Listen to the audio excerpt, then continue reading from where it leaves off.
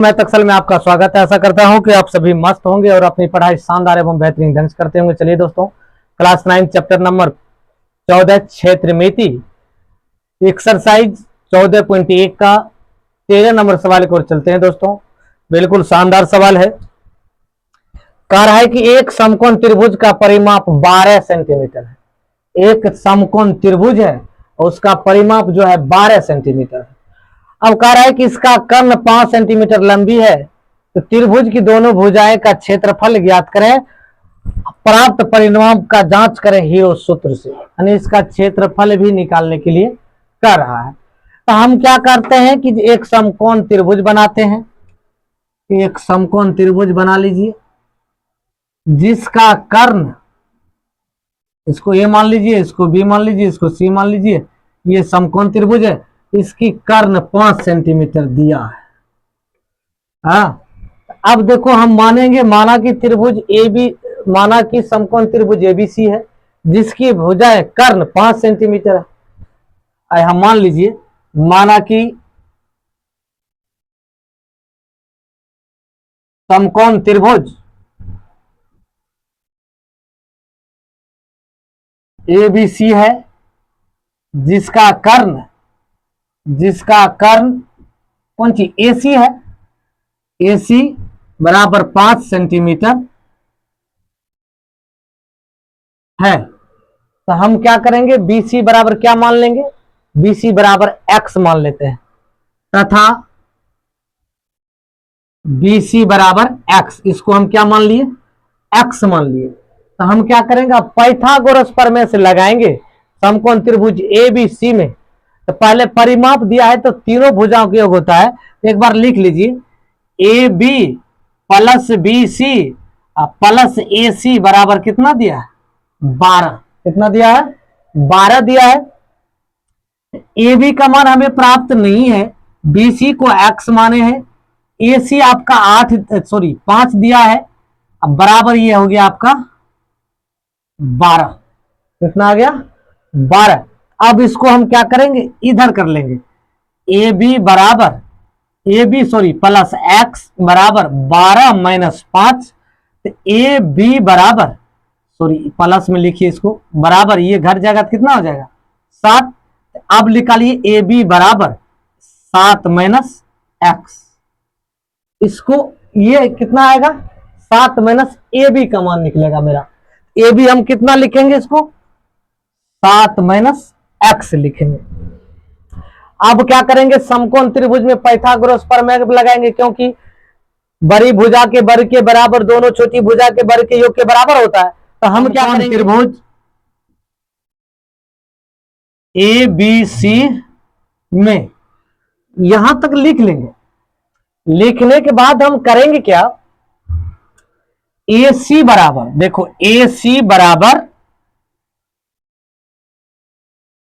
Root under, कर्ण बराबर होता है रूट अंडर लंब स्क्वायर प्लस आधार स्क्वायर, ए बी का स्क्वायर प्लस बी सी का स्क्वायर। अब देखो ए सी का मान 5 दिया तो 5 रख दीजिए, ये रूट में है तो रूट में दे दीजिए। ए बी का मान आपका कितना निकला, 7 माइनस एक्स, 7 माइनस एक्स रख दीजिए, इसका स्क्वायर कर दीजिए। अब बी सी को आप क्या माने हैं, एक्स माने हैं, आप यहां एक्स का स्क्वायर कर दीजिए। बिल्कुल शानदार सवाल। नहीं होता है तो दोनों साइड वर्ग कर दीजिए। लिखिए, दोनों तरफ वर्ग करने पर, पहले वर्ग कर लीजिए, करने पर वर्ग करोगे तो ये स्क्वायर बराबर ये रूट अंडर, जो रूट अंडर है 7 माइनस एक्स का स्क्वायर प्लस एक्स का स्क्वायर, इसका स्क्वायर, ये स्क्वायर से ये रूट कट जाएगा। अब देखो दोस्तों, बिल्कुल शानदार सवाल है। अब इसको 5 गुना 5 कितना हो जाएगा, 25 हो जाएगा। बराबर देखो, ये रूट तो कट गया, ये हो जाएगा 7 माइनस एक्स का होल स्क्वायर प्लस ये एक्स का होल स्क्वायर, यहां तक। अब देखो इसको क्या करेंगे हम, पहले अब इसको मान लेंगे ए, इसको मान लेंगे बी, ए माइनस बी का होल स्क्वायर बैठा देंगे। ये देखो 25 तो 25 लिख लीजिए, ए स्क्वायर तो 7 का square minus 2 into 7 into x यानी 2ab, एक जगह 7 है, बी की जगह x है, अब प्लस बी की जगह x है तो b का स्क्वायर, अब प्लस ये हो जाएगा x स्क्वायर, x गुना x स्क्वायर। अब देखो इसको क्या करो, 25 बराबर 49 माइनस 7 दूनी 14x plus x square plus x square, है ना, बिल्कुल शानदार। अब इसको क्या करो, ये दोनों को जोड़ लीजिए, ये देखो 25 बराबर 49 minus 14x plus 2x square. अब इसको गुणनखंड करना पड़ेगा।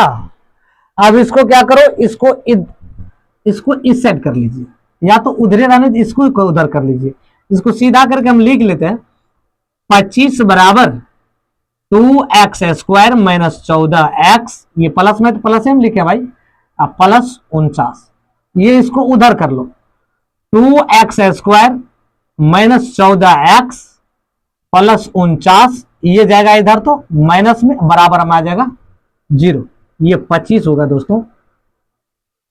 हाँ, यहां तक आ गया। तब हम क्या करेंगे, दोनों को गुना करना है ना। अब देखो सॉरी, इसको घटाइए, 2x स्क्वायर माइनस 14x, इसमें से घटाओगे तो ये 24 बराबर 0।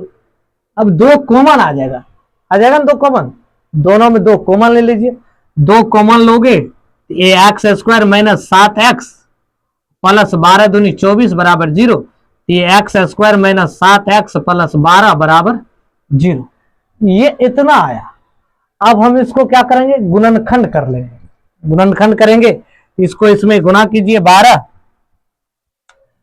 तो इसको फर्स्ट और थर्ड यानी फर्स्ट एंड लास्ट, फर्स्ट को लास्ट से, लास्ट को फर्स्ट से गुना करेंगे तो कितना आ जाएगा, देखो 12, तो 12 हो जाएगा। 12 का हम एलसीएम लेंगे, 12 का एलसीएम लेंगे, दूसरा 12, ये 2 तिया 6, 4 3 7, 4 तिया 12, ठीक है। अब 4 3 7 भी होना चाहिए और 4 तिया 12 भी होना चाहिए, नहीं होना चाहिए, तो 4 3 7,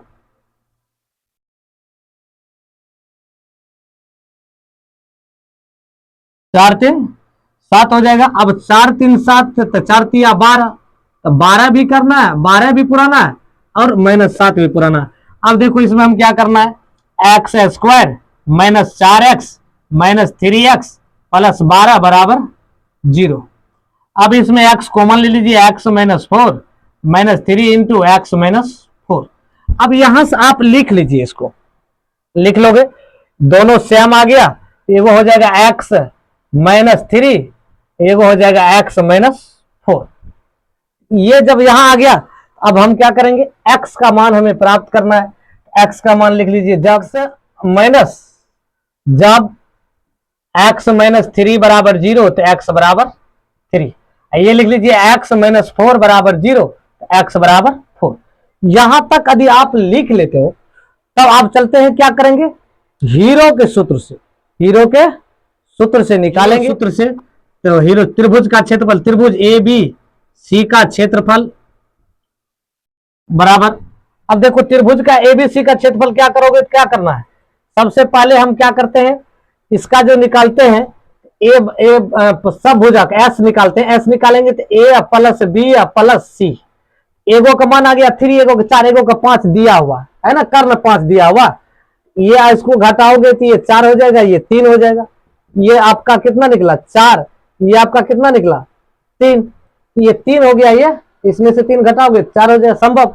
अब इसको बटे, ये 5 हो जाएगा, सॉरी 2 हो जाएगा, 2 होने के बाद ये आ जाएगा कितना 3 प्लस 4 प्लस 5, 4 3 7 5 12 परिमाप हुआ बटे 2, एस बराबर आ जाएगा आपका कितना 12 बटे 2, एस बराबर आ गया 6। यहां तक आ गया, बिल्कुल शानदार सवाल है। अब देखो इसमें यहां तक आ गया, तब हम करेंगे क्या, त्रिभुज का क्षेत्रफल निकालते हैं, S into S minus A into S minus B into S minus C कर लेते हैं। अब सी करेंगे तो भाई इसको क्या करना है, एस का मान आपका 6 दिया है, ये भाई आपका 6 माइनस ए का मान 3 रख लीजिए, इसका मान 6 माइनस 4 रख लीजिए, इसका मान 6 माइनस 5 रख लीजिए।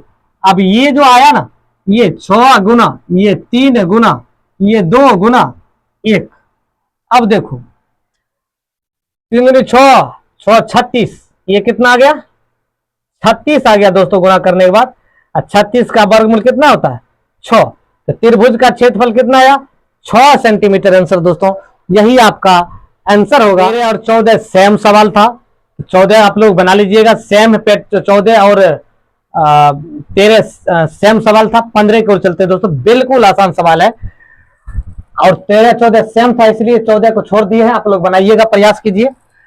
एक समबाहु त्रिभुज की एक भुजा 16 सेंटीमीटर है, तो हीरो सूत्र से इसका क्षेत्रफल ज्ञात करें और त्रिभुज की ऊंचाइयां क्या है।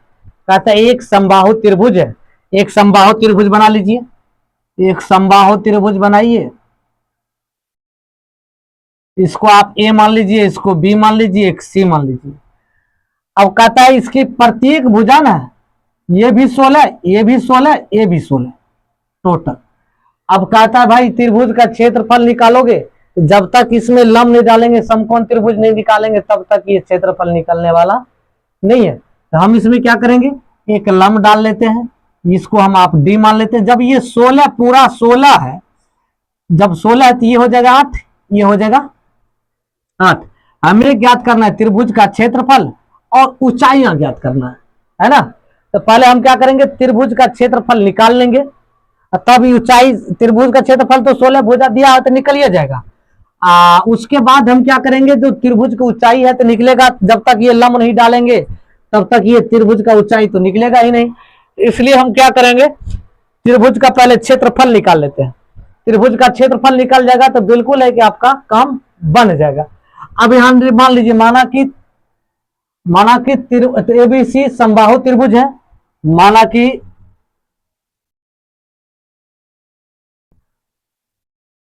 त्रिभुज ए बी सी समबाहु त्रिभुज है।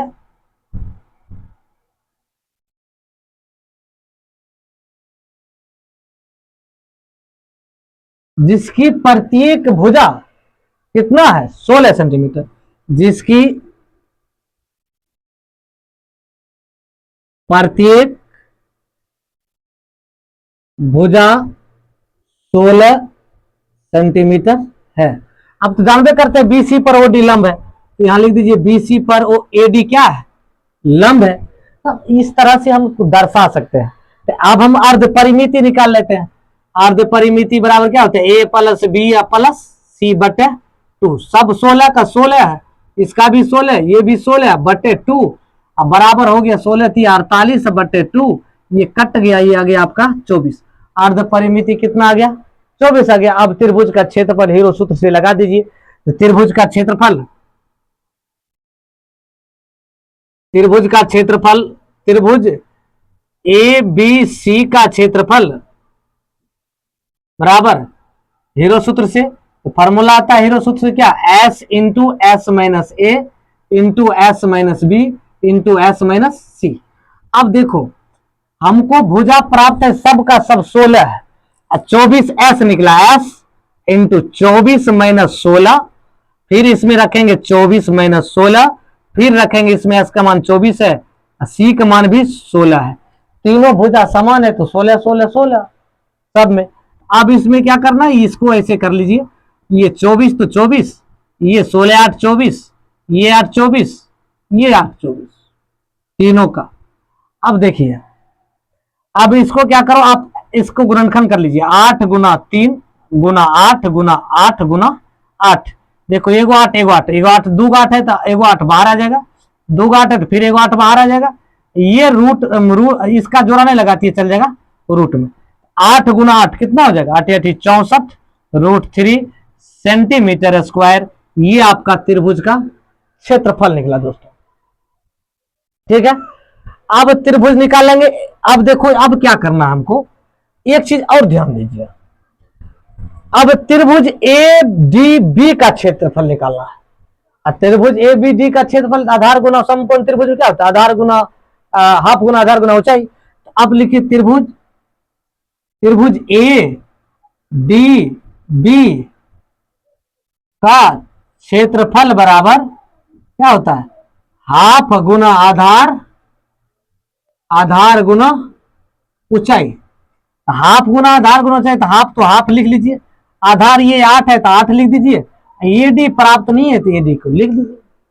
ठीक है, अब इसको काट दीजिए, 2 चौका 8, ये आ जाएगा आपका कितना 4AD। 4AD कितना आ जाएगा 4AD। अब पुनः अब त्रिभुज क्या करेंगे, ये त्रिभुज ADC में, त्रिभुज ADC का क्षेत्रफल बराबर हाफ गुना आधार गुना ऊंचाई। हाफ तो 1 to 1 रखिए, आधार तो आपका 8 दिया हुआ ही है, ऊंचाई नहीं दिया है तो एडी, तो आप एडी दे दीजिए। ये आ जाएगा 4 कट जाएगा, तो ये आ गया अभी आपका 4AD।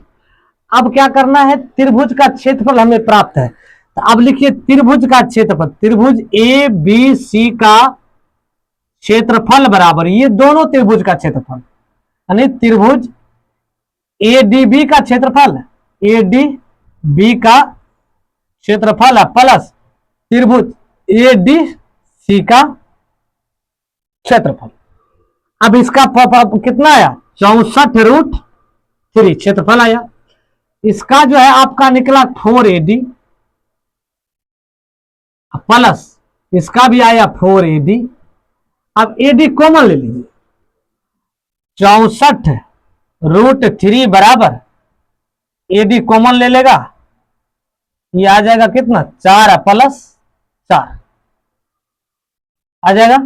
अब इसको हम क्या करेंगे, 64√3 बराबर AD गुना 8। अब देखो ये तो आ गया,